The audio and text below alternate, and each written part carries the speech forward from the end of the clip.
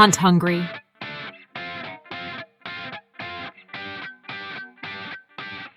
You're reading my mind on this, because my next question is like, how do you deal with target panic, and what drills do you recommend, or tips you recommend to fight off target panic? I love that. So I actually want to make a video about this. I'm probably the only YouTuber guy that hasn't recorded a target panic video just because at first it took me so long to really, so to give even more backstory. So this is my first year of like target archery.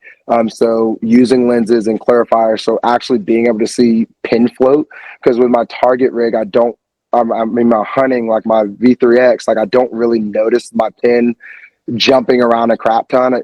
Generally, for the most part, it settles. And so with the magnification, I was like, I can kind of see where target panic kind of creeps in.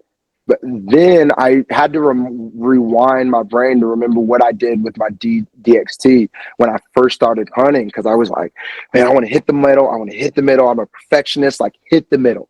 Like you got to hit the middle of these targets. That was before I even knew about paper. It was just me writing dots on a bunch of my DIY targets. And when I would like skim it, I would be pissed. I'd be like, no, like I need this thing to pinwheel right in the middle.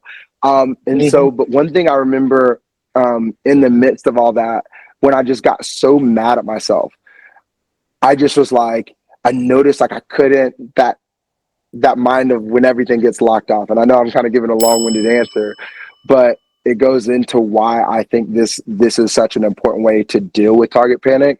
But when I was working into my shot, and I would try to hold on middle, and then I couldn't get my bow up to it. Like I could not get my sight to kind of settle. And then when I did, just like everybody else, like kind of send it, and and then get mad because it wasn't exactly what I wanted. Now I was locked off target, but it was still roughly in the right area. It was like 3 inches low. And I was like, what am I doing? Like, what's going on? And I'll never forget with my mind, it was something that just like something happened where I was like, I am not going to send this until I have 3 seconds of like being on target. And I say 3 seconds, I wasn't that cerebral, but it was like until I'm able to hold this on it. It was kind of like a mental, I wasn't even getting on the trigger. I wasn't doing anything near the trigger. I was just like, I'm going to get this thing on, like right on dot. And then when I was able to conquer that, it was like, okay, well now I'm going to get my finger on the trigger, but still not send it and still hold it. Like, and still at full draw, still being there. For me, it was still the mindset of, I need to conquer this, like, ick, because to me that's all I could vocabulary it as. Like, and I didn't have a bunch of people around me that knew it, because I don't have like a high archery like community. I have a neighbor that also shoots, but he kind of is a hunter. He doesn't really think about like the details of it. I think he does in some ways, but it wasn't like I could go to him and be like, hey man, have you dealt with this and what have you done to fix it? It was just like, man, I just shoot my bow and I try to shoot so I'm good enough to kill a deer.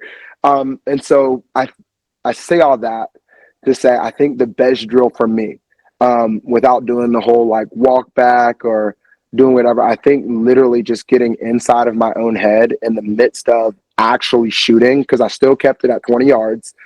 I still kept it with a target, with an actual dot that I was aiming at, because I think those are the causations of the issue. So for me to run away from those causations, to me, was putting a Band-Aid on something that needed stitches.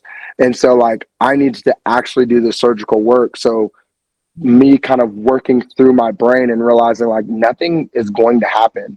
Just put it there and working through those steps. So like even in times where it might like try to creep up more so recently, it doesn't go that bad where I lock off target or below or high. It's just kind of like I can't get it to settle where I want it, because it's like I'm trying to get it there, then I just kind of get quick on the thumb.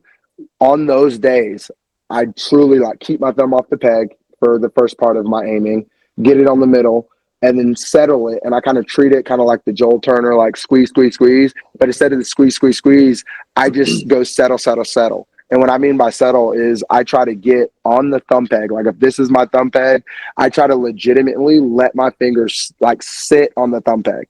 And I have it set really, really light. So it can go still at whatever point where I really put pressure. But I want to be able to settle my thumb on it without sending it. And if it goes before I tell it to send, that's like a pass or fail. And that would be a fail. But then if I can get it on target, hold it, still feel good about it. I get on the thumb peg and I'm still settled. But once I see it starting jumping, I get off of the thumb peg. I don't try to fight through it with my finger on the thumb peg because there's too many things for my brain to focus on at that point. And so I literally would be at full draw, kind of working back and forth. And again, that's happened to me maybe like twice. Yeah.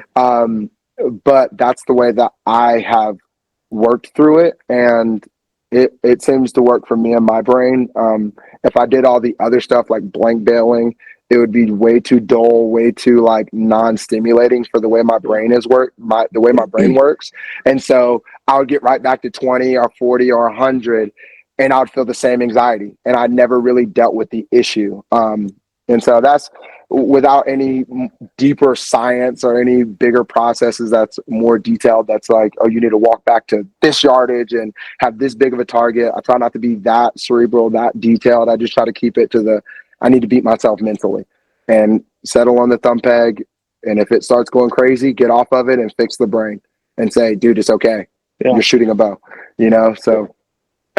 That's similar to what I do. I think and I'm one of those guys that made a video about it too, but I'm not an expert by any means, but those are types of techniques like you're saying. Me either. Pull a little bit, but don't fire it. Just get comfortable.